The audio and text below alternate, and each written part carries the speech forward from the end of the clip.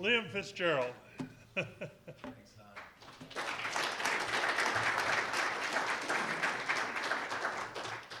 I'd like to introduce Liam briefly.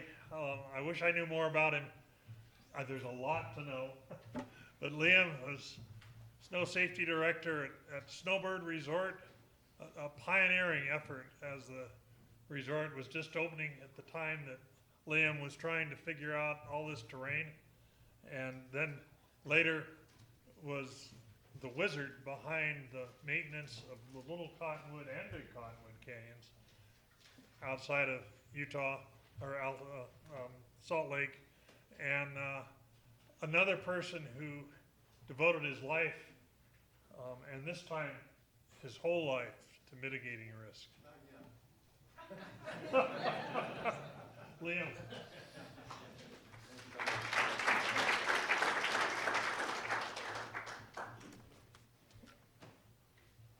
Guess first of all I should figure this out.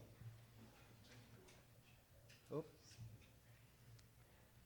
Liam, did you need the rocking chair? Not yet, not yet. I might need some help getting the right presentation up here, though.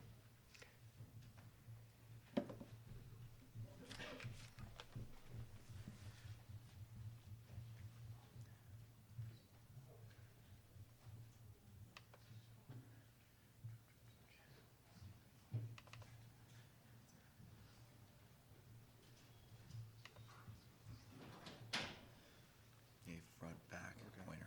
Thanks. I want to thank you, Doug, for inviting me down here to speak. And thank all of you for showing up today. It's a real honor to be here. I'm especially happy to be in the domain of John Montaigne, one of the finest individuals I've had the pleasure to know.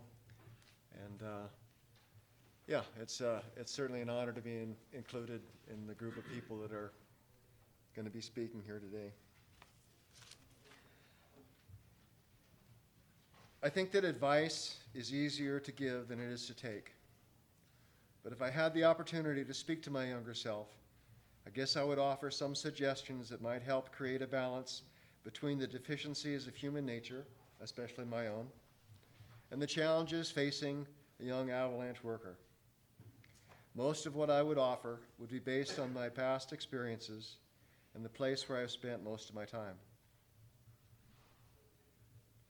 We are all shaped to some degree by our environment. Little Cottonwood Canyon is the environment that has had the strongest influence on my avalanche career. Ron Perla once told me that he thought Little Cottonwood Canyon was the best place in the solar system. He then corrected himself and said, no, in the universe, as far as I know, to study avalanches. I don't know if I would go quite that far, but it's probably in the top 100 or so anyway. Although the fundamentals of avalanche forecasting and control are more or less the same throughout the world, each locale has its own subtle differences. And these differences are created by the same things that influence avalanche conditions: weather, terrain, snowpack, and the human element. Our predecessors, who dealt with the same problems we face, experimented, made mistakes, learned from their mistakes, and established procedures that worked for them. Most of us have inherited at least some of the methods we rely upon from those who came before us. The long and rich avalanche history of Little Cottonwood Canyon and the stories of the colorful and dedicated avalanche workers of the past captivated me as a young, aspiring avalanche guy. Learning about the past inspired me to immerse myself in the avalanche world and encouraged me to try to become as deeply involved with the study of avalanches as those who had preceded me. A major advantage in developing the avalanche program at Snowbird was the fact that it was located next door to Alta, the birthplace of avalanche forecasting and control in North America. Many of the procedures developed at Alta during the preceding 3 decades could be applied to the operation at Snowbird. The influence of luminaries like Atwater, LaChapelle, Lindquist, and Sandal was as integral a part of how we did things as was the climate and the terrain. I more or less stumbled into the avalanche world. I was a naive and relatively inexperienced but enthusiastic ski patroller when I was put in charge of the avalanche program at the newly opened Snowbird ski area. Many of you may have found yourselves in equally daunting situations. I was lucky in that I had wise and patient mentors and one of the best classrooms in the world in which to learn and grow. I learned very quickly that it was easy to make mistakes and that those mistakes could have serious consequences. Luck and timing have favored many of us in regards to avalanche matters, and like many of you, luck and timing helped me to avoid numerous disasters early in my career. My Catholic upbringing instilled me with a profound sense of responsibility and guilt. These feelings condemned me to a high level of devotion to my job, the understanding that I needed to work extra hard, and the belief that by being thorough and methodical, I might somehow overcome all the uncertainties of avalanche work. Liam, may I interrupt? Can you go back to that last picture? Yes. Tell us about that. Well, must have been my day off, I think. I've got another picture that may show it even better. So I'll continue here, but yeah, this is certainly of interest here.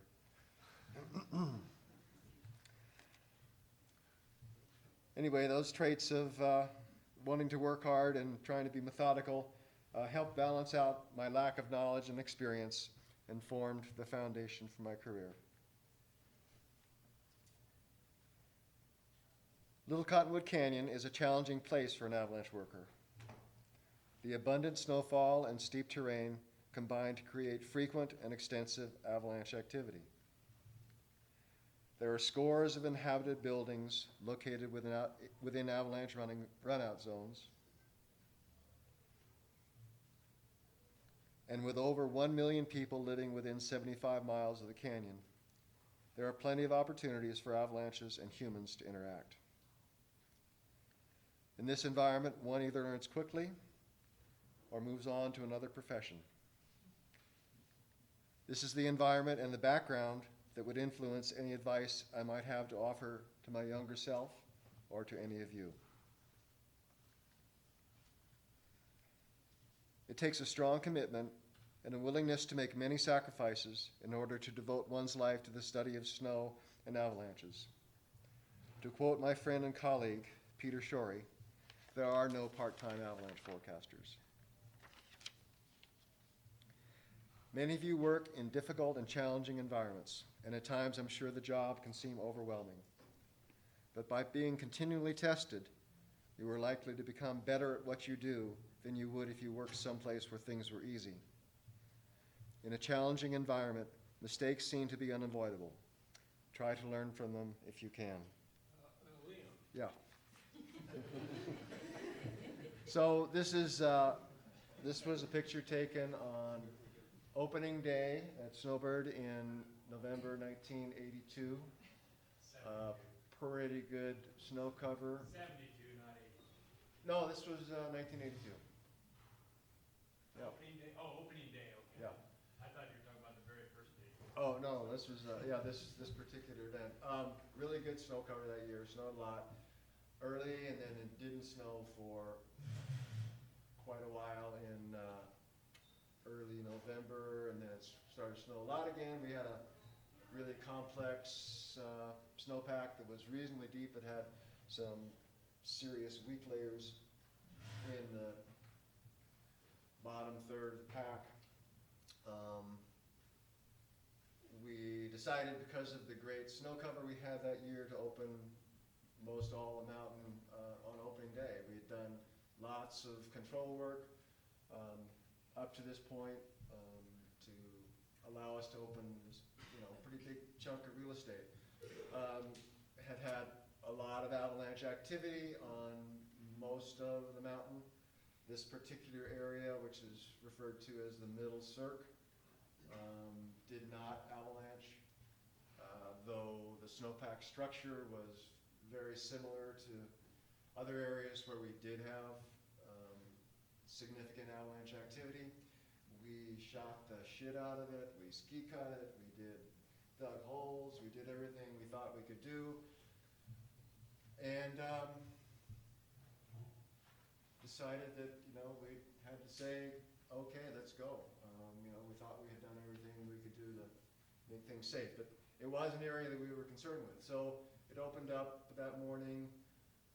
There were probably, 6 or 8 tram loads of people who got off the mountain. Got off the tram. This is a real popular place to come get first tracks, and there had maybe been 150 people to ski the slope. And then it released about, 4 or 5 feet deep and 600-700 feet wide. I had been watching this slope from a vantage point. I think I might have been a little concerned about where we were letting people go this first day. Liam, will you show us where you were standing?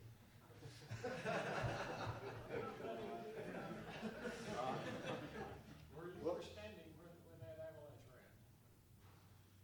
Yeah, I was probably just out of the picture, right here. And I had our rescue dog with me. And I've been sitting up here, further up in the upper cert, watching people jump off cliffs, ski 20, 30 people at a time down the slope, falling down, tomahawking, looking for their gear. This whole area was just full of people. And I remember saying to the dog, we communicated a lot, that, well, Nako, I guess everything's okay. We might as well head down. And we skied down up here and came here, and I, for some reason, stopped.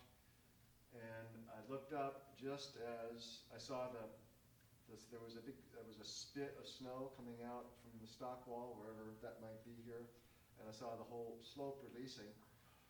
Didn't see anybody on the slope, although I was backing up pretty quickly to get out of the way. The slide came to rest right in front of me and the dog. I called the ski patrol in Hidden Peak and said, we have an avalanche in the middle cirque, send everything. And before I took my finger off the button, this guy popped up from the debris right in front of me. I hadn't seen him come down. He was, it turned out he was the only person that was caught. But we probed the slide for probably 3-4 hours with a couple hundred people, had 4 or 5 dogs on it, and really dodged a bullet there.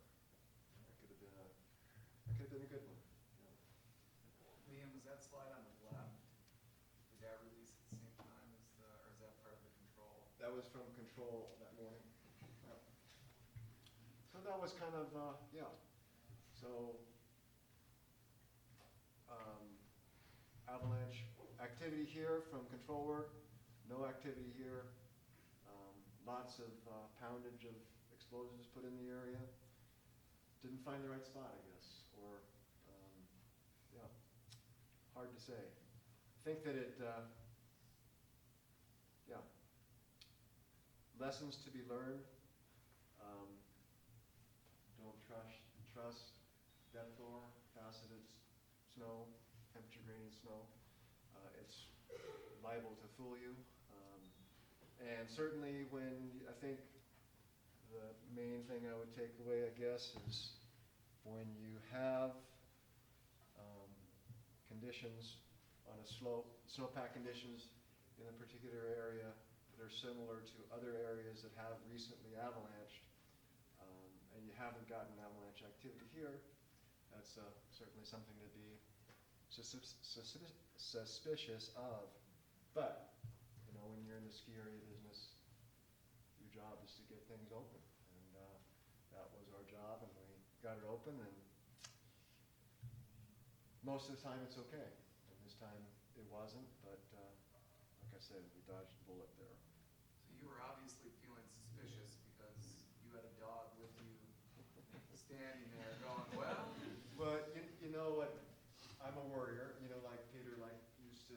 say that Liam's worrying about next year's snowpack.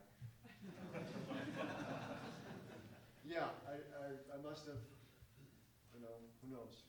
I was a little nervous, but I am a warrior, so I guess that's why I had the dog with me. He was a calming influence. So would you go back and tell your 25-year-old self to maybe not open that since you were feeling? Well, I think that the next few years when we would open this area up, we probably would have, going back, I would not have opened that area up, having that avalanche that you pointed out that morning and not having it there. I would have probably kept it closed. I'm sure that would have been a very unpopular Yes. decision. But I think I probably would have waited a day. I mean, I think the protocol after this event was when you have significant avalanche activity on an adjacent slope where conditions are the same, be a little bit more slow in your approach to getting these things open. Yeah. Dave, I'm wondering, timing-wise, in your career, where does this fit in you? Do you see yourself as kind of, you still new to the game, or were you? I pretty much figured I knew it all by this time. Obviously, I didn't.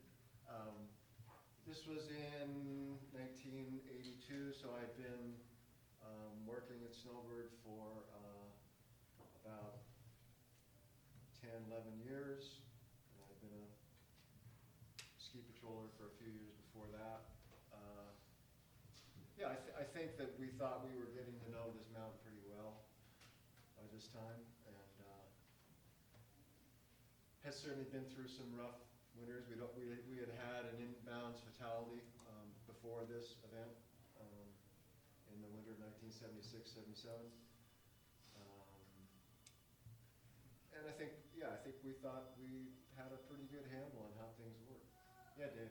Yeah, and I was confused because it was 72 when you first opened, you had 2 incidents in the first month, right? Yeah. Yeah. Right. Yeah. And got both Yeah. full barrels Yeah. live recovery with propylene. Yeah. It was a. It's just unheard of. Yeah.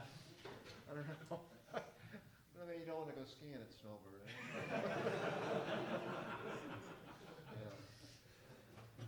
Yeah, they do a much better job now.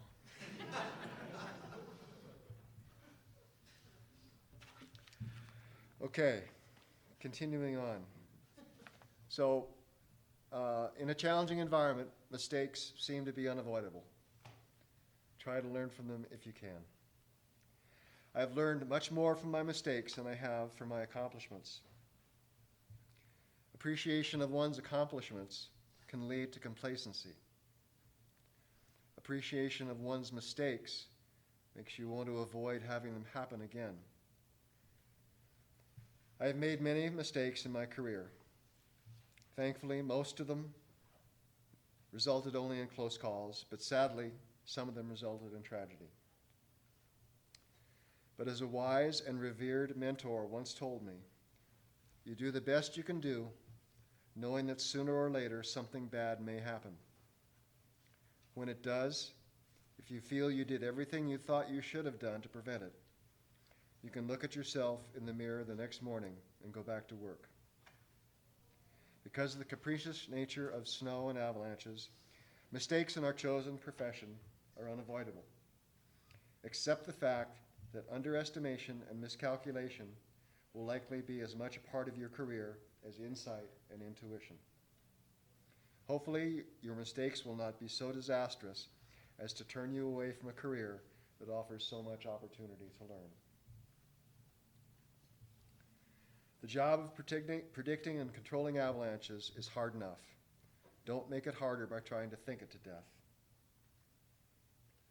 Any success I enjoyed as an avalanche professional was probably the result of 3 things: luck, timing, and hard work. How smart I may have been was a distant 4th. Realize that whatever is going on, even if it is unusual and something that you personally may have never experienced, you are probably not witnessing anything that hasn't happened before. Focus on the basics and the fundamentals. Stick to practices that have proven to be effective. Advancements in the avalanche field will be made, perhaps even by you. And when they happen, they are more likely to have evolved slowly from experiences that are sometimes painful, rather than from revolutionary new ideas that are based primarily on the desire to be trying something new. At the same time, it's important to keep an open mind. Listen to what other avalanche workers from both near and far have to say, and don't be too certain that the way you are doing things is necessarily the best or the only way. Be willing to experiment. Take the ideas and methods others have taught you and try to improve upon them. Don't be too convinced of your own superiority. Commit yourself to lifelong learning. Consider the Buddhist teaching that says, in the mind of the expert, the possibilities are limited, but in the mind of the beginner, the possibilities are endless. By recognizing the fact that there is still so much we have to learn about snow and avalanches, we can keep the open mind of a beginner.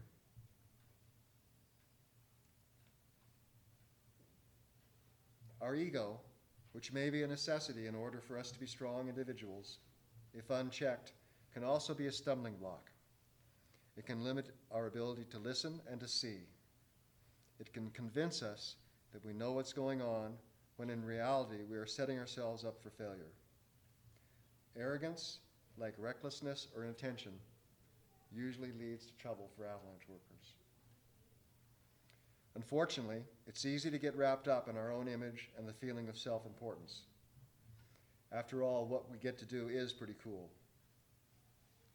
But these feelings are dangerous traps that can cloud our reasoning and limit our ability to see what's going on around us.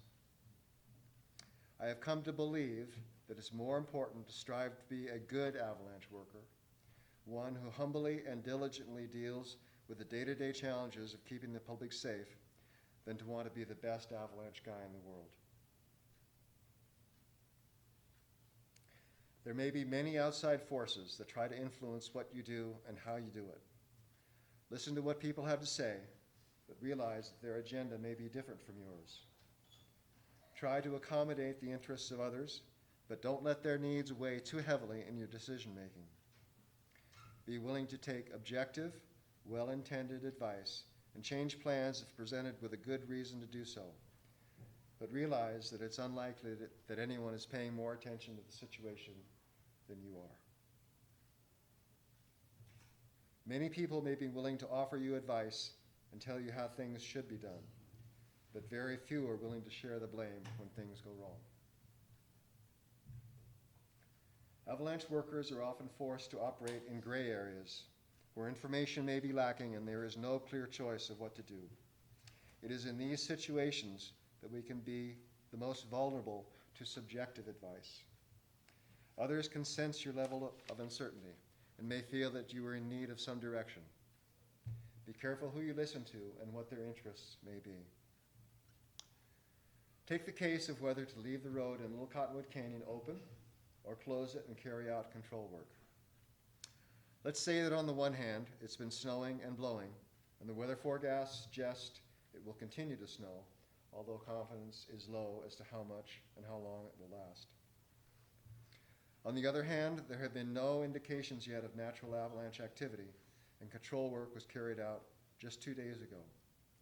What should you do? If the road stays open and there are no delays, the ski areas make money. If the road is closed and control work carried out, the delays may result in the ski areas losing money. In this instance, would it be wise to follow advice from ski area managers? If the road stays open, cars flow into the canyon without monitoring or traffic control. The cops like this. If the road is closed, thousands of vehicles are queued up at the mouth of the canyon for several hours, creating major traffic issues. Cops don't like this. In this instance, would it be wise to try to accommodate the wishes of frustrated law enforcement officials? If the road stays open, thousands of people get to go skiing. If the road is closed, thousands of people are stuck in a monster traffic jam, and mob violence is just around the corner. In this instance, should we let the clamoring of the public influence our reasoning? If the road stays open, motorists could be at risk if the avalanche hazard continues to increase. If the road is closed and control work is carried out, you may feel better, but you run the risk of losing credibility if there isn't any significant results. Who do you look to for advice? Obviously, there could be many different opinions from many different people. Each one of them may have their own reasons for wanting to influence your decision. Strive to remain consistently rational and objective. Focus on what you know is important, like wind, precipitation intensity, and avalanche activity, and not on what others might be thinking about your decisions. Don't become distracted by irrelevant concerns. If given the opportunity, you and your team will likely come to the right conclusion. Listen to your inner voice. It is probably telling you what you should do. If you have carefully analyzed the situation, then without arrogance or ego, be confident in your decision. You're doing the best you can do. Is there really anyone else who would want to shoulder the responsibility of what you're doing? This would be some of the advice I would offer my younger self if I had the chance. Whether or not my younger self would listen to any of this advice is another matter. In the end, it's just a job, but for many of us, it defines who we are. It is just a job, but it's an important one, and it's also really hard. How we go about it is in many ways how we'll be remembered. Thanks.